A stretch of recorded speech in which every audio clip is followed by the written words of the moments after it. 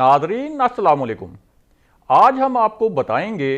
कि 1994 में शौकत खानम हॉस्पिटल का इफ्तिताह करने वाली 9 साल की सुमेरा,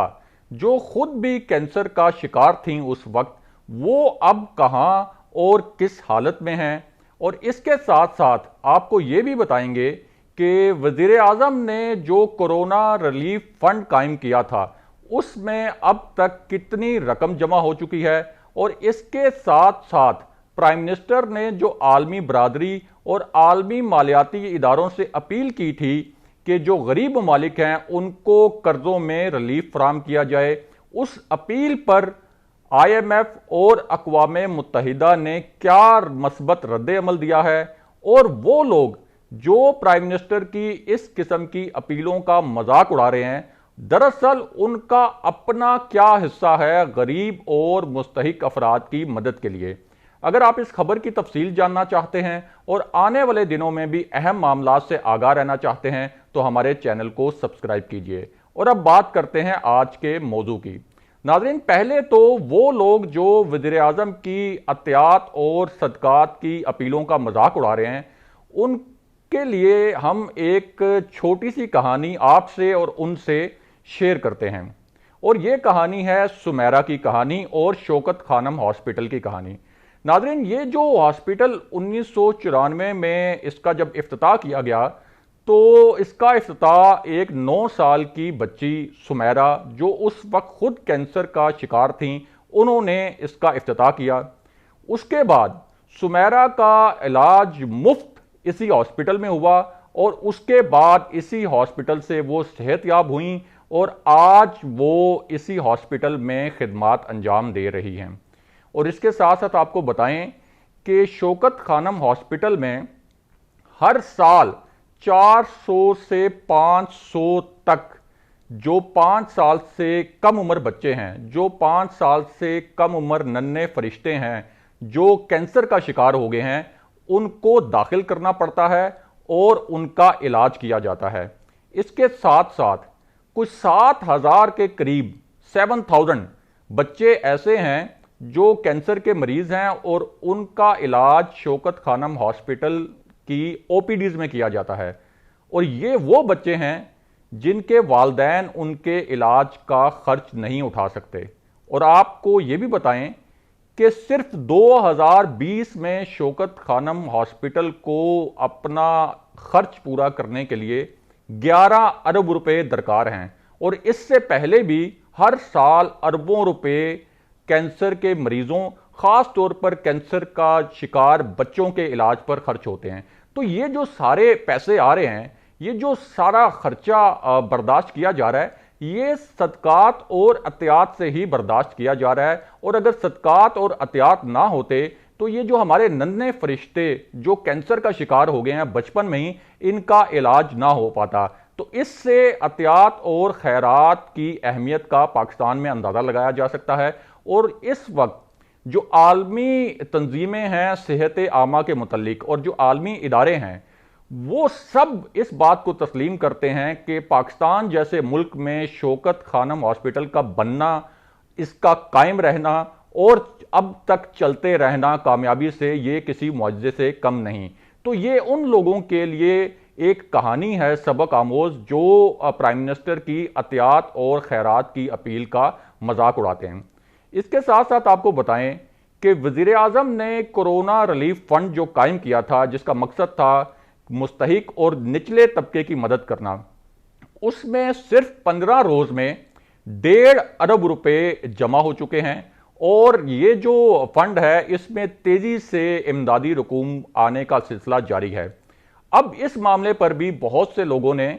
और ऐसे कुछ सियासी हलके हैं जिन्होंने सियासी पॉइंट स्कोरिंग के लिए वजीर आजम को तनकीद का निशाना बनाया कि वजीर आजम तो हर वक्त कौम से मांगते ही रहते हैं। अब ये जो 1.5 अरब रुपए अभी इकट्ठा हुआ है और इसके बाद भी जो इस फंड में अतियात आने हैं, ये अतियात जो हैं क्या प्राइम मिनिस्टर ने अपनी जात पर खर्च करने हैं? क्या इससे उन्होंने कोई अपनी जायदादें बनानी हैं? जाहिर है कि कोरोना वायरस एक ऐसा चैलेंज है जिससे दुनिया के वो ममालिक जिनकी मईशतें बहुत मजबूत हैं, वो भी अपने पिसे हुए तबकों की मदद करने में उन्हें भी मुश्किलात का सामना है। तो पाकिस्तान जैसा मुल्क जिसकी मईशत कोई बहुत ज्यादा मजबूत नहीं है, जिसकी मईशत 70 साल से कभी मजबूत नहीं रही, उस जैसे मुल्क के लिए यह कितना मुश्किल होगा कि वो पिसे हुए तबकों की मदद करे। तो अगर यह फंड कायम किया गया है और उससे गरीबों की मदद हो रही है, तो इस पर सियासी तनकीद का क्या जवाब है? और जो सियासी हल्के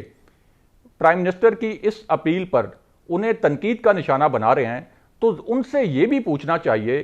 कि आपने यहां सियासत की, आपने अपना पूरा सियासी करियर यहां बनाया, तो आपका अपना हिस्सा क्या है इस वक्त जो पिसे हुए तबके हैं उनकी इमदाद के लिए? अगर आप खुद भी इमदाद करें तो बहुत अच्छी बात है, लेकिन अगर आप उस लेवल पर इमदाद नहीं कर पा रहे या नहीं कर रहे, तो कम से कम प्राइम मिनिस्टर की ये जो एफर्ट है, इसको तो आप सिर्फ सियासी पॉइंट स्कोरिंग के लिए तनकीद का निशाना ना बनाएं।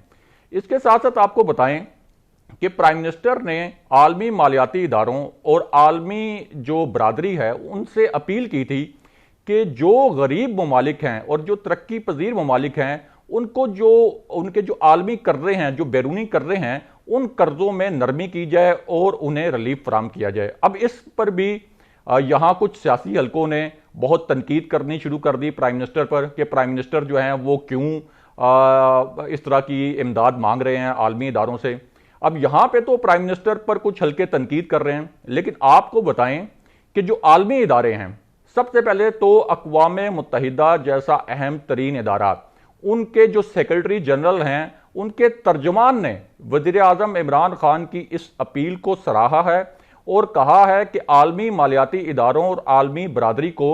वज़ीर आज़म की इस तकरीर के, इस अपील के ऊपर लाजमी इसे सुनना चाहिए और इसकी रोशनी में ऐसे इकदाम करने चाहिए कि जो गरीब मुल्क हैं उनको कोई रिलीफ मिले। ये बराह रास्त अक़वाम मुत्तहिदा के सेक्रेटरी जनरल के तर्जमान की तरफ से यह स्टेटमेंट आई है प्राइम मिनिस्टर इमरान खान की अपील के मुतालिक। इसी तरह जो IMF की इंतजामिया है, उसने भी प्राइम मिनिस्टर की ये जो अपील है इसको सराहा है और यह फैसला किया गया है कि जो गरीब ममालिक हैं और जो तरक्की पजीर ममालिक हैं, उनके जो कर्जे हैं उनमें 1 साल का रिलीफ दिया जाएगा, यानी कर्जों की अदायगी में 1 साल तक की नरमी की जाएगी। और इसके साथ साथ IMF और जो दीगर आलमी मालियाती इदारे हैं वो इन गरीब ममालिक की मदद भी करेंगे कोरोना वायरस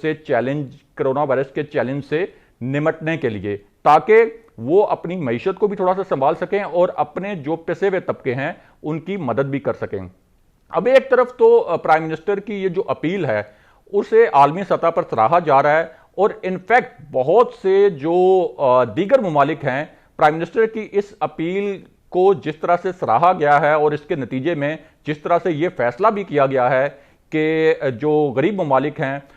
उनको कर्जों में रिलीफ दिया जाएगा, तो इसको तो बहुत अप्रिशिएट करना चाहिए कि एक प्राइम मिनिस्टर का मैसेज था जिसे इंटरनेशनल कम्युनिटी ने और आलमी मालियाती इदारों ने एक्नॉलेज किया है। लेकिन उसके बावजूद हमने देखा है कि कुछ हल्के सिर्फ सियासी पॉइंट स्कोरिंग के लिए प्राइम मिनिस्टर को तनकीद का निशाना बनाते रहे हैं, लेकिन जो आलमी इदारे हैं उन्होंने प्राइम मिनिस्टर की इस तकरीर को, इस अपील को सराहा है। और हमें जानते हैं कि प्राइम मिनिस्टर ने जब ये अपील की थी तो उन्होंने अंग्रेजी जुबान का इंतखाब ही इसलिए किया था ये अपील करने के लिए, ताकि उनका मैसेज बड़े वाज़े अंदाज से आलमी इदारों और जो आलमी बरादरी है उन तक पहुंचे। अब इस पूरे मामले में अहम बात यह है